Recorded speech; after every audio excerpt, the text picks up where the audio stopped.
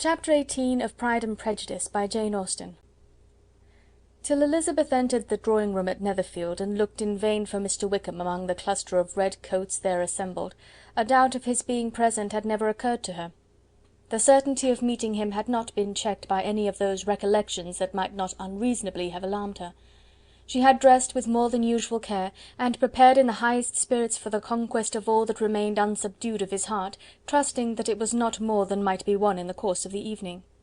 But in an instant arose the dreadful suspicion of his being purposely omitted for Mr. Darcy's pleasure in the Bingleys' invitation to the officers; and though this was not exactly the case, the absolute fact of his absence was pronounced by his friend Denny, to whom Lydia eagerly applied, and who told them that Wickham had been obliged to go to town on business the day before, and was not yet returned; adding with a significant smile, "I do not imagine his business would have called him away just now, if he had not wanted to avoid a certain gentleman here."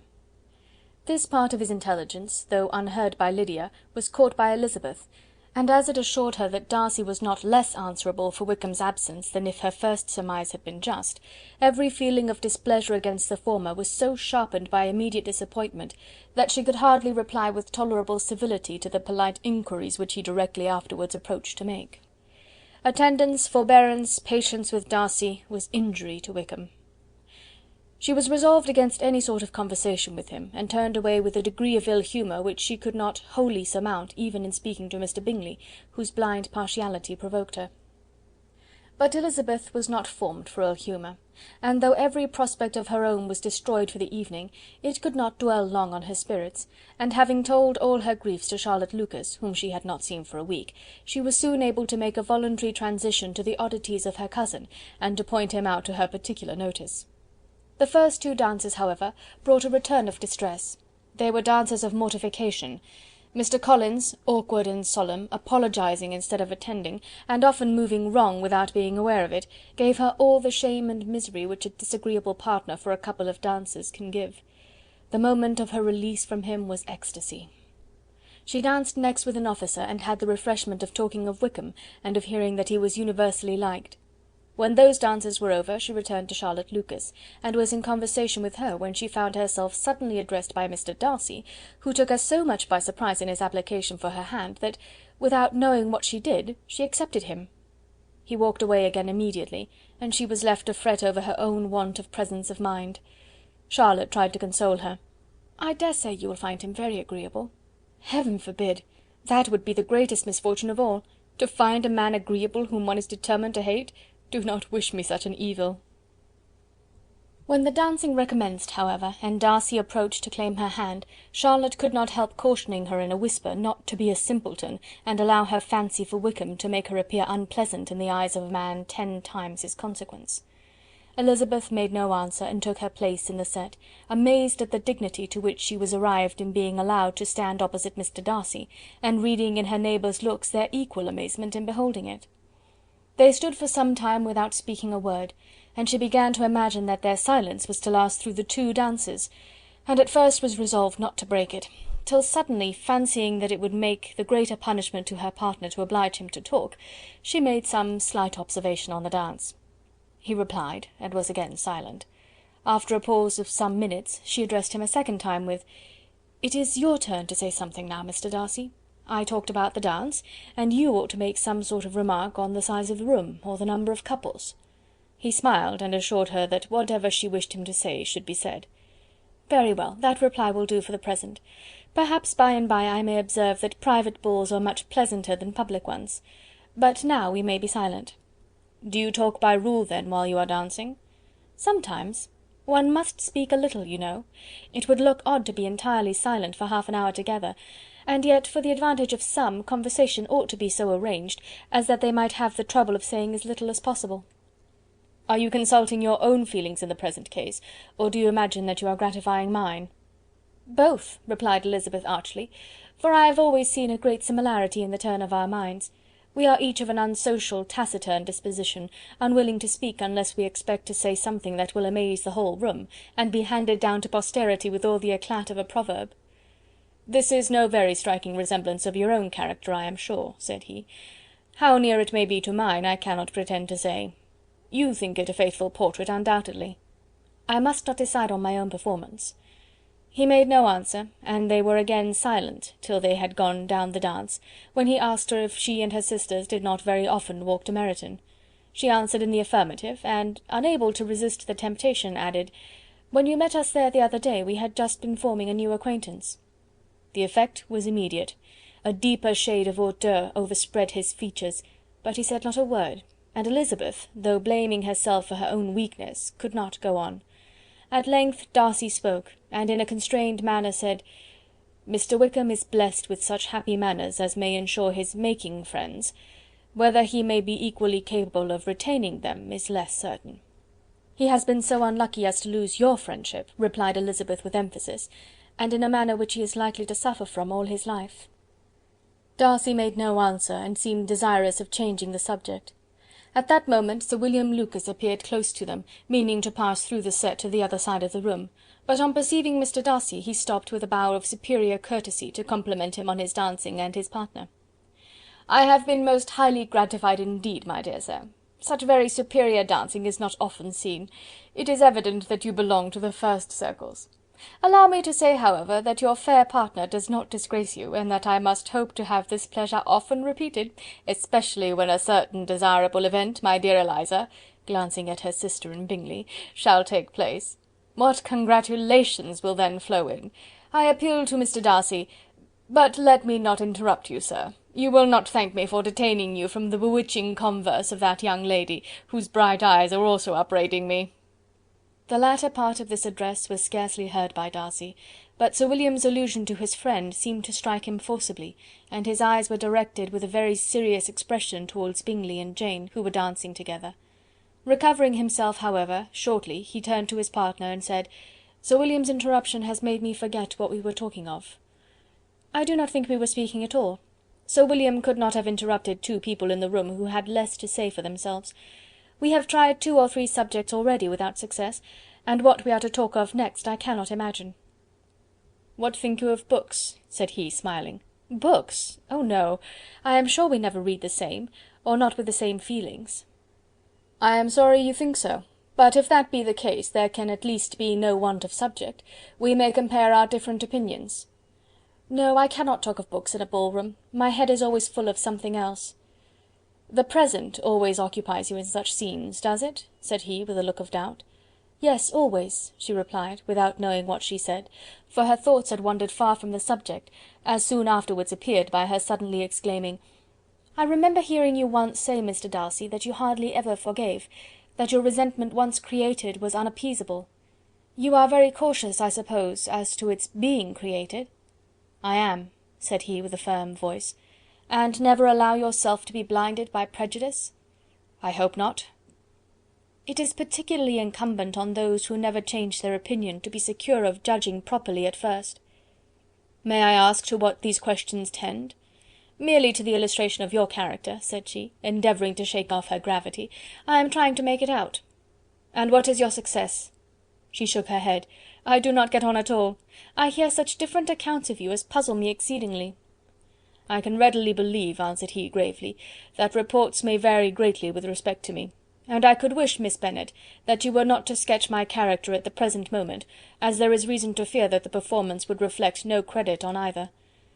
"But if I do not take your likeness now, I may never have another opportunity."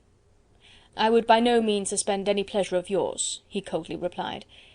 She said no more, and they went down the other dance and parted in silence, and on each side dissatisfied, though not to an equal degree, for in Darcy's breast there was a tolerable powerful feeling towards her, which soon procured her pardon, and directed all his anger against another.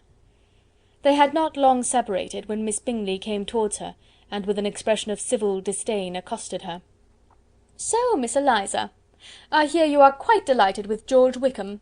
Your sister has been talking to me about him, and asking me 1,000 questions, and I find that the young man quite forgot to tell you, among his other communication, that he was the son of old Wickham, the late Mr. Darcy's steward.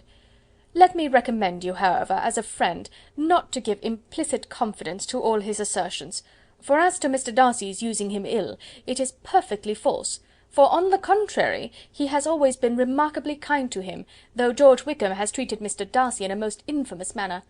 I do not know the particulars, but I know very well that Mr. Darcy is not in the least to blame, that he cannot bear to hear George Wickham mentioned, and that though my brother thought he could not well avoid including him in his invitation to the officers, he was excessively glad to find that he had taken himself out of the way. His coming into the country at all is a most insolent thing indeed, and I wonder how he could presume to do it. I pity you, Miss Eliza, for this discovery of your favourite's guilt, but really, considering his descent, one could not expect much better." "His guilt and his descent appear by your account to be the same," said Elizabeth angrily, "for I have heard you accuse him of nothing worse than of being the son of Mr. Darcy's steward, and of that, I can assure you, he informed me himself."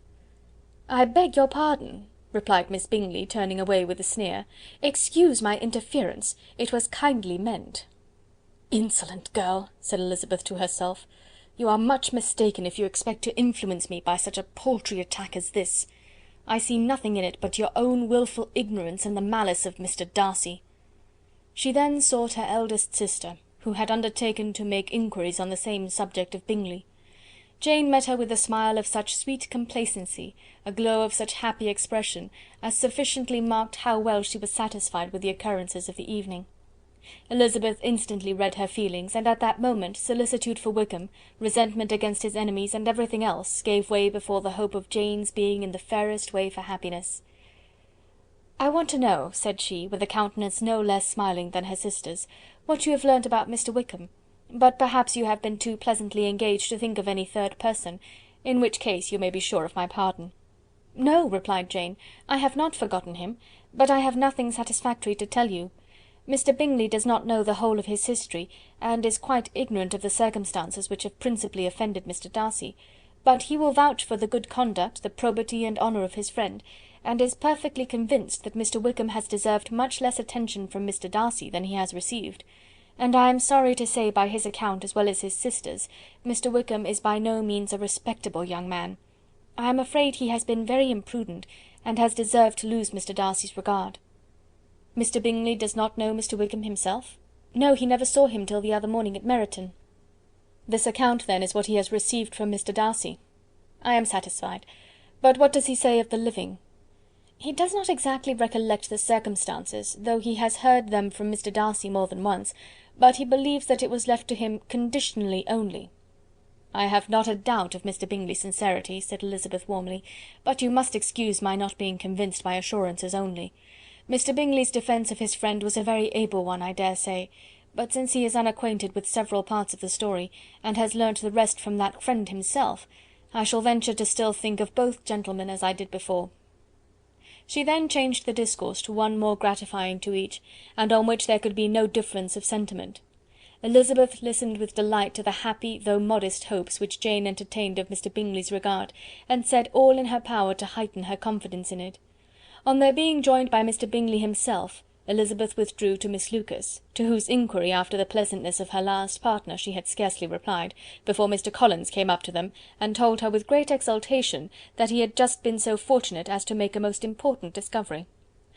"I have found out," said he, "by a singular accident, that there is now in the room a near relation of my patroness.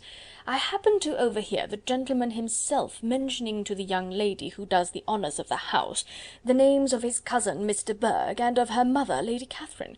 How wonderfully these sort of things occur! Who would have thought of my meeting with perhaps a nephew of Lady Catherine de Bourgh in this assembly? I am most thankful that the discovery is made in time for me to pay my respects to him, which I am now going to do, and trust he will excuse my not having done it before. My total ignorance of the connection must plead my apology." "You are not going to introduce yourself to Mr. Darcy?" "Indeed I am. I shall entreat his pardon for not having done it earlier. I believe him to be Lady Catherine's nephew. It will be in my power to assure him that her ladyship was quite well yesterday se'nnight."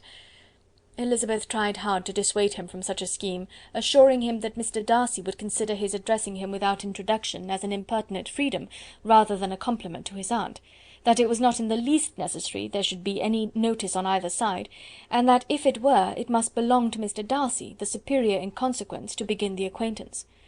Mr. Collins listened to her with a determined air of following his own inclination, and when she ceased speaking, replied thus: "My dear Miss Elizabeth, I have the highest opinion in the world in your excellent judgment in all matters within the scope of your understanding, but permit me to say that there must be a wide difference between the established forms of ceremony amongst the laity, and those which regulate the clergy, for give me leave to observe that I consider the clerical office as equal in point of dignity with the highest rank in the kingdom, provided that a proper humility of behaviour is at the same time maintained. You must therefore allow me to follow the dictates of my conscience on this occasion, which leads me to perform what I look on as a point of duty. Pardon me for neglecting to profit by your advice, which on every other subject shall be my constant guide, though in the case before us I consider myself more fitted by education and habitual study to decide on what is right, than a young lady like yourself." And with a low bow he left her to attack Mr. Darcy, whose reception of his advances she eagerly watched, and whose astonishment at being so addressed was very evident. Her cousin prefaced his speech with a solemn bow, and though she could not hear a word of it, she felt as if hearing it all, and saw in the motion of his lips the words apology, Hunsford, and Lady Catherine de Bourgh. It vexed her to see him expose himself to such a man. Mr. Darcy was eyeing him with unrestrained wonder, and when at last Mr. Collins allowed him time to speak, replied with an air of distant civility. Mr. Collins, however, was not discouraged from speaking again, and Mr. Darcy's contempt seemed abundantly increasing with the length of his second speech, and at the end of it he only made him a slight bow, and moved another way. Mr. Collins then returned to Elizabeth. "I have no reason, I assure you," said he, "to be dissatisfied with my reception. Mr. Darcy seemed much pleased with the attention. He answered me with the utmost civility, and even paid me the compliment of saying that he was so well convinced of Lady Catherine's discernment as to be certain she could never bestow a favour unworthily. It was really a very handsome thought. Upon the whole, I am much pleased with him." As Elizabeth had no longer any interest of her own to pursue, she turned her attention almost entirely on her sister and Mr. Bingley. The train of agreeable reflections which her observations gave birth to made her perhaps almost as happy as Jane. She saw her in idea settled in that very house, in all the felicity which a marriage of true affection could bestow, and she felt capable, under such circumstances, of endeavouring even to like Bingley's two sisters. Her mother's thoughts she plainly saw were bent the same way, and she determined not to venture near her, lest she might hear too much. When they sat down to supper, therefore, she considered it a most unlucky perverseness which placed them within one of each other, and deeply was she vexed to find that her mother was talking to that one person, Lady Lucas, freely, openly, and of nothing else but her expectation that Jane would soon be married to Mr. Bingley. It was an animating subject, and Mrs. Bennet seemed incapable of fatigue while enumerating the advantages of the match. His being such a charming young man, and so rich, and living but 3 miles from them, were the first points of self-gratulation. And then it was such a comfort to think how fond the two sisters were of Jane, and to be certain that they must desire the connection as much as she could do. It was, moreover, such a promising thing for her younger daughters, as Jane's marrying so greatly must throw them in the way of other rich men. And lastly, it was so pleasant at her time of life to be able to consign her single daughters to the care of their sister, that she might not be obliged to go into company more than she liked. It was necessary to make this circumstance a matter of pleasure, because on such occasions it is the etiquette, but no one was less likely than Mrs. Bennet to find comfort in staying home at any period of her life. She concluded with many good wishes that Lady Lucas might soon be equally fortunate, though evidently and triumphantly believing there was no chance of it. In vain did Elizabeth endeavour to check the rapidity of her mother's words, or persuade her to describe her felicity in a less audible whisper, for to her inexpressible vexation she could perceive that the chief of it was overheard by Mr. Darcy, who sat opposite to them. Her mother only scolded her for being nonsensical. "What is Mr. Darcy to me, pray, that I should be afraid of him? I am sure we owe him no such particular civility as to be obliged to say nothing he may not like to hear." "For heaven's sake, madam, speak lower. What advantage can it be for you to offend Mr. Darcy? You will never recommend yourself to his friend by so doing." Nothing that she could say, however, had any influence. Her mother would talk of her views in the same intelligible tone. Elizabeth blushed and blushed again with shame and vexation. She could not help frequently glancing her eye at Mr. Darcy, though every glance convinced her of what she dreaded. for though he was not always looking at her mother, she was convinced that his attention was invariably fixed by her. The expression of his face changed gradually from indignant contempt to a composed and steady gravity. At length, however, Mrs. Bennet had no more to say, and Lady Lucas, who had long been yawning at the repetition of delights which she saw no likelihood of sharing, was left to the comforts of cold ham and chicken. Elizabeth now began to revive. But not long was the interval of tranquillity, for when supper was over, singing was talked of, and she had the mortification of seeing Mary, after very little entreaty, preparing to oblige the company. By many significant looks and silent entreaties did she endeavour to prevent such a proof of complaisance, but in vain. Mary would not understand them. Such an opportunity of exhibiting was delightful to her, and she began her song. Elizabeth's eyes were fixed on her with most painful sensations, and she watched her progress through the several stanzas with an impatience which was very ill rewarded at their close, for Mary, on receiving amongst the thanks of the table the hint of a hope that she might be prevailed on to favour them again, after the pause of half a minute began another. Mary's powers were by no means fitted for such a display. Her voice was weak, and her manner affected. Elizabeth was in agonies. She looked at Jane to see how she bore it, but Jane was very composedly talking to Bingley. She looked at his two sisters, and saw them making signs of derision at each other, and at Darcy, who continued, however, imperturbably grave. She looked at her father to entreat his interference, lest Mary should be singing all night. He took the hint, and when Mary had finished her second song, said aloud, "That will do extremely well, child. You have delighted us long enough. Let the other young ladies have time to exhibit." Mary, though pretending not to hear, was somewhat disconcerted, and Elizabeth, sorry for her, and sorry for her father's speech, was afraid her anxiety had done no good. Others of the party were now applied to. "If I," said Mr. Collins, "were so fortunate as to be able to sing, I should have great pleasure, I am sure, in obliging the company with an air, for I consider music as a very innocent diversion, and perfectly compatible with the profession of a clergyman. I do not mean, however, to assert that we can be justified in devoting too much of our time to music, for there are certainly other things to be attended to. The rector of a parish has much to do. In the first place, he must make such an agreement for tithes as may be beneficial to himself, and not offensive to his patron. He must write his own sermons, and the time that remains will not be too much for his parish duties, and the care and improvement of his dwelling, which he cannot be excused from making as comfortable as possible. And I do not think it of light importance that he should have attentive and conciliatory manner towards everybody, especially towards those to whom he owes his preferment. I cannot acquit him of that duty, nor could I think well of the man who should omit an occasion of testifying his respect towards anybody connected with the family." And with a bow to Mr. Darcy he concluded his speech, which had been spoken so loud as to be heard by half the room. Many stared, many smiled, but no one looked more amused than Mr. Bennet himself, while his wife seriously commended Mr. Collins for having spoken so sensibly, and observed in a half whisper to Lady Lucas that he was a remarkably clever, good kind of young man. To Elizabeth it appeared that, had her family made an agreement to expose themselves as much as they could during the evening, it would have been impossible for them to play their parts with more spirit or finer success, and happy did she think it for Bingley and her sister that some of the exhibition had escaped his notice, and that his feelings were not of a sort to be much distressed by the folly which he must have witnessed. That his two sisters and Mr. Darcy, however, should have such an opportunity of ridiculing her relations was bad enough, and she could not determine whether the silent contempt of the gentlemen or the insolent smiles of the ladies were more intolerable.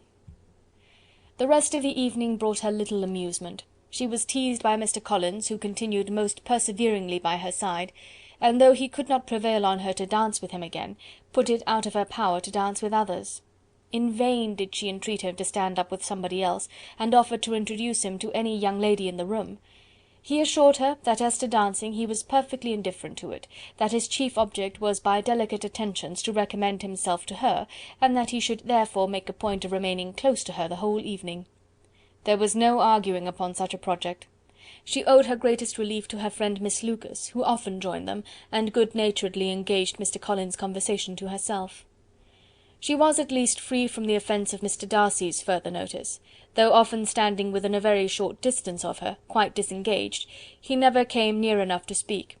She felt it to be the probable consequence of her allusions to Mr. Wickham, and rejoiced in it. The Longbourn party were the last of all the company to depart, and, by a manoeuvre of Mrs. Bennet, had to wait for their carriage a quarter of an hour after everybody else was gone, which gave them time to see how heartily they were wished away by some of the family. Mrs. Hurst and her sister scarcely opened their mouths, except to complain of fatigue, and were evidently impatient to have the house to themselves. They repulsed every attempt of Mrs. Bennet at conversation, and by so doing threw a languor over the whole party, which was very little relieved by the long speeches of Mr. Collins, who was complimenting Mr. Bingley and his sisters on the elegance of their entertainment, and the hospitality and politeness which had marked their behaviour to their guests. Darcy said nothing at all. Mr. Bennet, in equal silence, was enjoying the scene. Mr. Bingley and Jane were standing together, a little detached from the rest, and talked only to each other. Elizabeth preserved as steady a silence as either Mrs. Hurst or Miss Bingley, and even Lydia was too much fatigued to utter more than the occasional exclamation of "Lord, how tired I am!" accompanied by a violent yawn. When at length they arose to take leave, Mrs. Bennet was most pressingly civil in her hope of seeing the whole family soon at Longbourn, and addressed herself especially to Mr. Bingley, to assure him how happy he would make them by eating a family dinner with them at any time, without the ceremony of a formal invitation. Bingley was all grateful pleasure, and he readily engaged for taking the earliest opportunity of waiting on her, after his return from London, whither he was obliged to go the next day for a short time. Mrs. Bennet was perfectly satisfied, and quitted the house under the delightful persuasion that, allowing for the necessary preparations of settlements, new carriages, and wedding clothes, she should undoubtedly see her daughter settled at Netherfield in the course of 3 or 4 months. Of having another daughter married to Mr. Collins, she thought with equal certainty, and with considerable though not equal pleasure. Elizabeth was the least dear to her of all her children, and though the man and the match were quite good enough for her, the worth of each was eclipsed by Mr. Bingley and Netherfield. Chapter 18